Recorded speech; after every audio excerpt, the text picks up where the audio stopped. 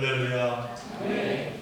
이 시간 마음을 향하여 찬양과 경배드리는 여러분 위에 하나님이 베푸시는 십자가 구원의 은총이 날마다 차고 넘치시기를 간절히 축원드립니다. 오늘은 예루살렘에 군중들이 종려나무 가지를 꺾어들고 예수님을 맞이한 종려주일입니다. 복음서에서는 이처럼 예수님이 예루살렘에 입성하시는 모습을 마태, 마가, 누가, 요한 이 사복음 모두에서 기록하고 있습니다. 이는 예수님의 예루살렘 입성이 얼마나 중요한 사건이었는지를 우리에게 말씀하는 증거가 된다. 이렇게 설명을 드릴 수가 있습니다. 특별히 누가복음 19장을 보면 예수님이 예루살렘으로 입성하는 모습이 가장 자세하게 기록되어 있습니다. 그 장면을 보면 예수님은 제자들과 감난산 언덕까지 오셔서는 어린 나귀를 타시고 예루살렘을 향하여 나아가십니다. 그때 많은 군중이 예수님이 가시는 앞길에 자기들의 겉옷을 펼치고 또 일부는 종려나무 가지를 꺾어서 예수께서 가실 그 길 위에다가 깔아드립니다. 군중들의 이와 같은 행동은 왕이 말을 타고 지나갈 때 행했던 그 모습으로 예수님께서 그와 같은 이제 왕의 그 길을 나섬을 그들이 깨달으며 영광을 올려드렸다라고 하는 것이죠. 뿐만이 아니라 수많은 무리가 호산나 호산나 곧 구원하소서 구원하소서 하면서 예수님을 찬양했습니다. 그래서 우리는 이 종려주일을 다른 말로 호산나 주일이라고도 합니다. 그러나 이러한 환호가 담긴 종려주일은 또 반면에 고난주간의 시작이기도 합니다. 예수님께서는 이 종려주일을 기적으로 붙잡히시고 신문을 당하시고 십자가에 못 박히시기 때문입니다. 저는 이 같은 종려주일이자 고난주간의 시작인 오늘을 맞이해서 닭의 울음소리라고 하는 제목의 말씀으로 여러분과 함께 은혜를 나누고자 합니다. 유럽을 여행하다 보면 간혹 교회 종탑에 이 십자가 대신 수탉 조각이 세워져 있는 그와 같은 모습을 볼 때가 있습니다. 그리고 오늘 본문의 배경이라 할 수 있는 예루살렘의 대제사장 가야바의 집터에 세워진 이 베드로 통곡교회의 종탑에도 보면은 역시 이 같은 닭의 조각이 서 있다 이렇게 말합니다. 아니 왜 하필 십자가가 아닌 수탉이 종탑 위에 세워져 있는 것일까요? 우리가 살아가면서 우리 영혼에 지워지지 않는 기억들이 간혹 있습니다. 죽을 고비를 넘겼다거나 아니면 잊지 못할 아주 깊은 인상 있었던 추억이 그렇습니다. 오늘 본문에도 그와 비슷한 일이 나옵니다.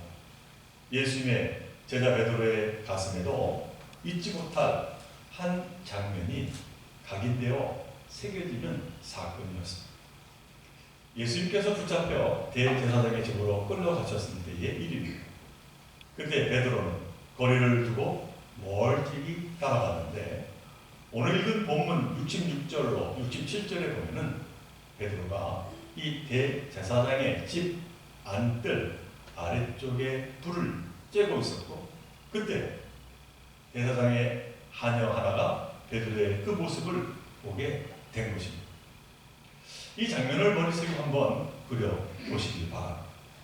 보이지는 않지만 안뜰 위쪽에서 예수님은 신문을 받고 계시고 아랫뜰에는 사람들이 옹기종기 모여서 불을 피워서 몸을 녹이고 있었습니다. 거기에는 눈치를 살피는 베드로도 있었습니다. 요한복음에는 그 불이 숯불이었다 그렇게 말합니다만은 아마도 그 숯불 연기 냄새는 이 베드로의 기억에 평생 따라다녔을 겁니다. 왜냐하면 그때 그곳에서 대제사장 하녀가 베드로를 물어보면서 당신도 저 나사렛 사람 예수와 함께 다닌 사람이 아닌가 그렇게 질문을 던졌기 때문입니다. 그리고 이 한마디는 이 베드로의 심장을 덜컥 내려 앉히게 되었을 것입니다. 이 질문을 받은 베드로는 순식간에 거의 본능적으로 거짓을 말합니다. 오늘 본문 68절의 말씀, 베드로가 부인하여 이르되 나는 네가 말하는 것이 무엇인지 알지도 못하고 깨닫지도 못하겠노라. 이렇게 말하며 앞들로 나아갔어요. 이 베드로의 이 말은 살기 위한 말이었을 것입니다. 교회 전승에 의하면 이때 베드로는 이 갈릴리 지방의 발음이 티가 나지 않으려고 굉장히 어색하게 말했다. 이렇게 이야기가 이제 내려오고 있습니다. 그러니까 경상도 또는 전라도 사투리가 심하신 분들이 이 서울말을 하려고 할 때 그와 같은 어색함을 우리가 상상을 해보면은 이 베드로의 말이 어땠나 라고 하는 것을 우리가 머리에 그려볼 수 있습니다. 이처럼 베드로는 거짓말을 하면서 자리를 떠나서 앞으로 나갔습니다. 잘하지도 못하는 거짓말을 하고 주님을 부인한 그 순간이 얼마나 스스로 창피하고 당황스러웠겠습니다. 그런데 바로 그때 닭이 울었다는 겁니다. 첫 번째 닭 울음입니다.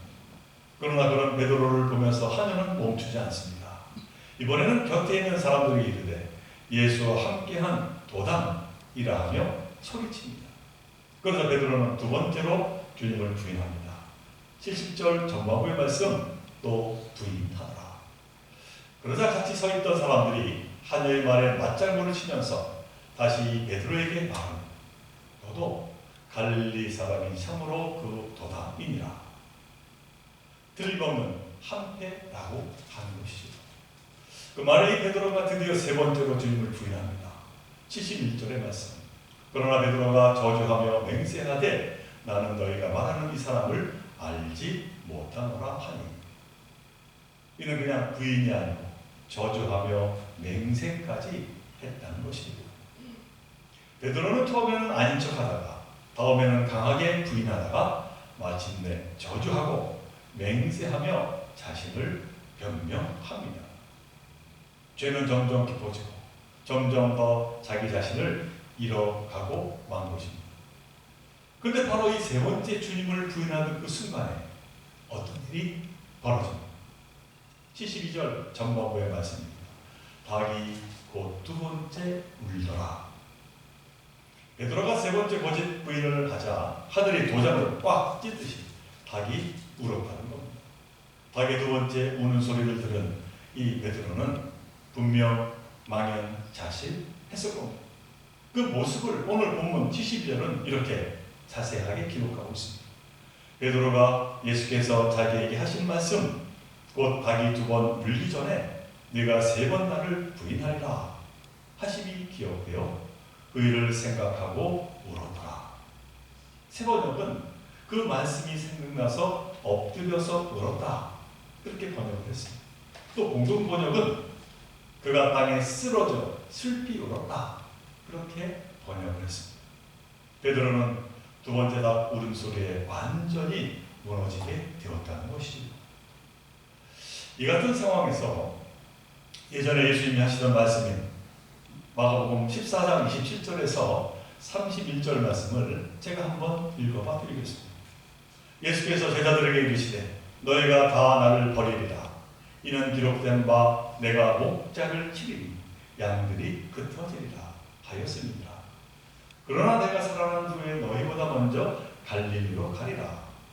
베드로가 여쭤오되 다 버릴지라도 나는 그리하지 않겠나이다.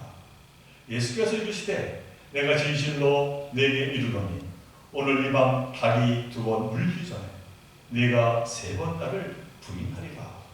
베드로가 힘있게 말하되 내가 주와 함께 죽을지언정 주를 부인하지 않겠나이다 하고 모든 제자도 이와 같이 말하리라. 사랑하는 우리 성도 여러분, 그 당시 죽을지언정 주를 부인하지 않겠나이다 대답한 이 베드로의 이 같은 고백은 진심이었을까요? 아니면 거짓이었을까요? 분명 진심이었을 겁니다. 베드로는 진정으로 주님을 사랑을 했기 때문입니다. 그러기에 다른 제자들은 다 도망갔지만 홀로 예수님께서 잡혀간 그 대제사장 앞마당까지 따라 나선 것이 아니겠습니다. 하지만 이 닭 울음소리와 함께 자신의 참으로 경솔함, 자신의 나약함, 자신의 실패가 여지없이 확연하게 드러나고 말았습니다. 자, 오늘 이 마가복음은 이 베드로의 이러한 모습을 통하여 우리에게 무엇을 말하고자 합니까? 결국 베드로의 나약함, 부족함만을 말하려는 것이 아닐 겁니다. 오히려 베드로라고 하는 거울 앞에 우리를 세워서 우리 역시 주님이 함께하지 않으신다면 한순간도 서 있을 수 없는 너무나도 나약하고 부족한 존재임을 철저히 깨닫게 하려는 것이죠. 그리고 참 진리는 이처럼 내가 무너져야 비로소 하나님의 은혜가 시작된다 라고 하는 것을 우리에게 말씀하고 있는 것이죠. 예수님의 사랑을 누구보다 많이 받았고 그 마지막 길을 끝까지 지켜보려 했던 베드로.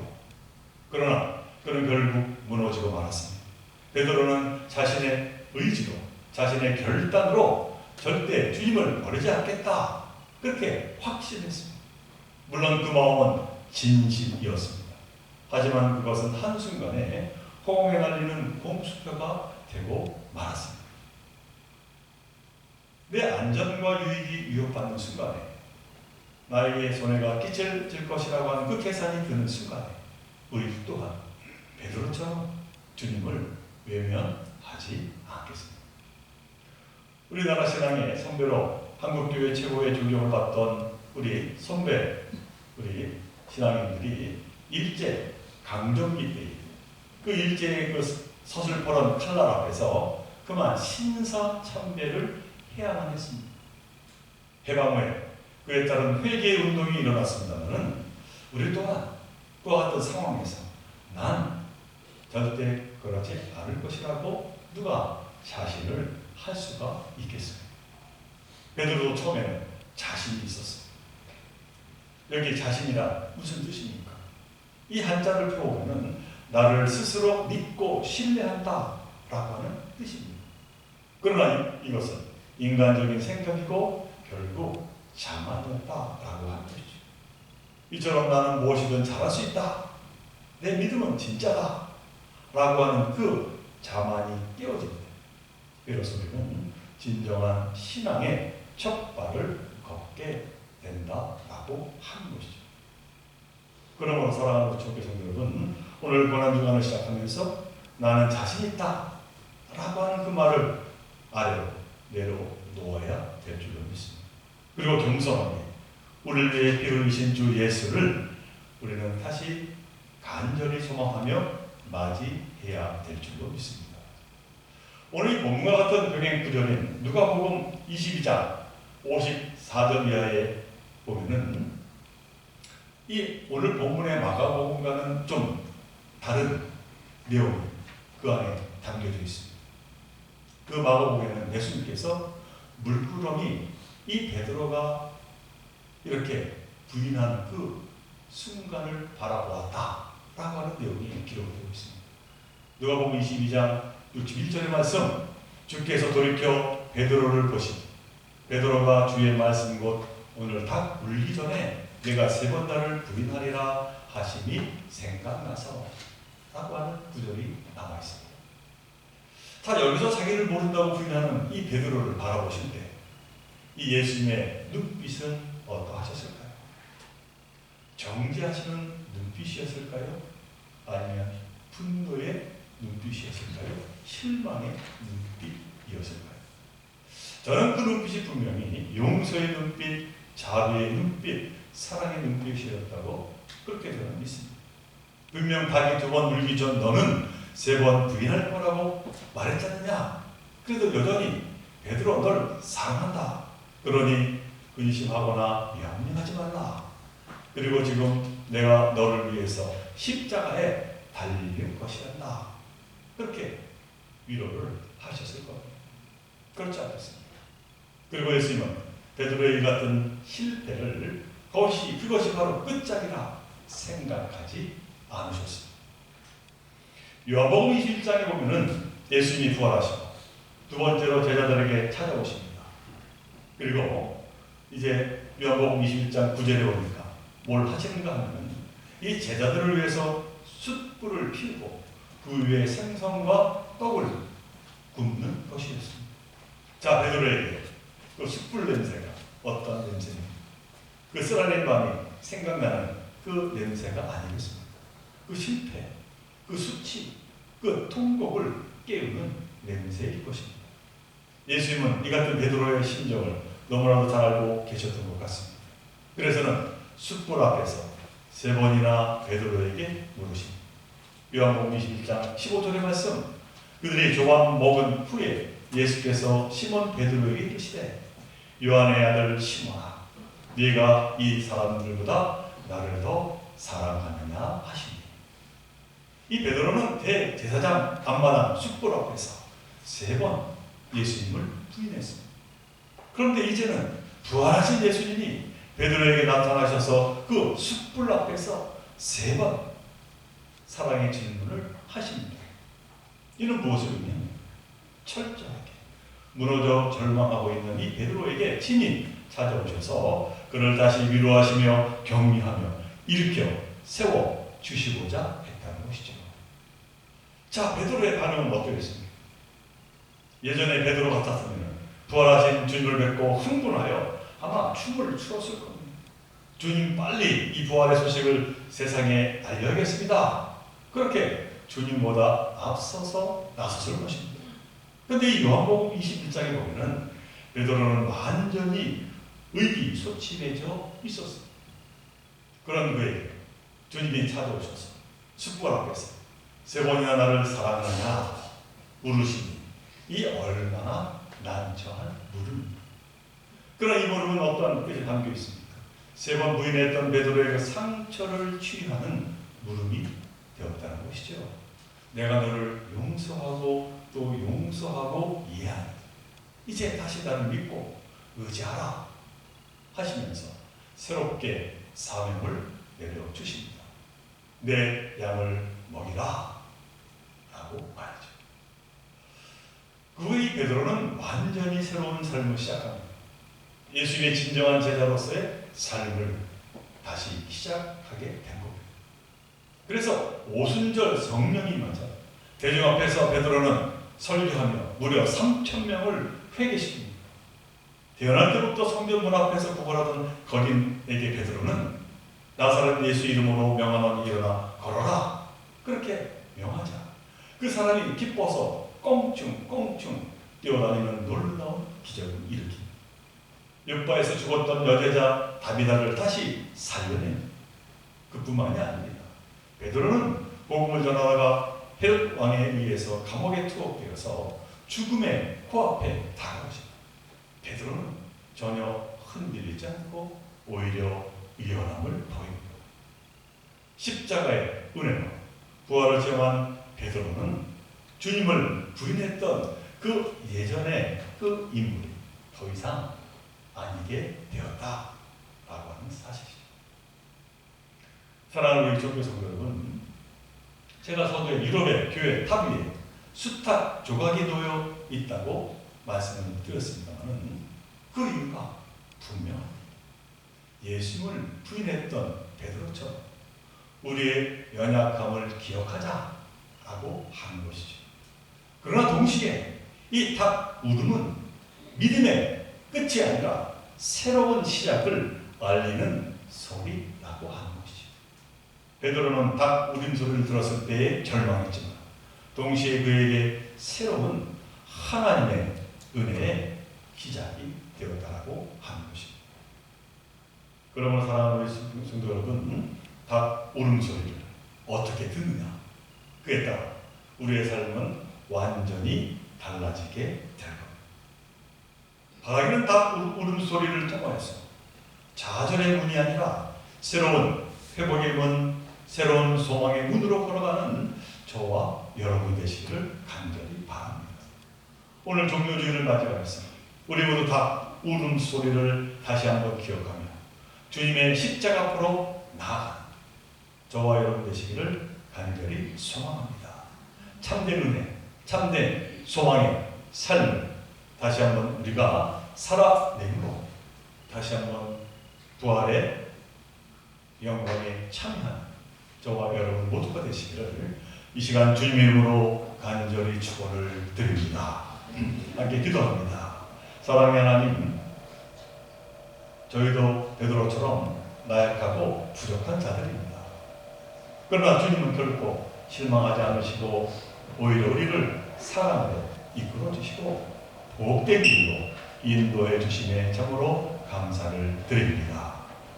참으로 울음소리가 때로는 저희에게 절망이 되지만은 그러나 그 절망이 아니라 새로운 은혜의 시작이고 저희들 다시 한번 깨달게 하시고 베드로처럼 부활의 주님을 만나 절망에서 벗어나 새 힘을 얻고 산 소망의 삶을 살아가는 저희들 모두가 되게 하여 주옵소서.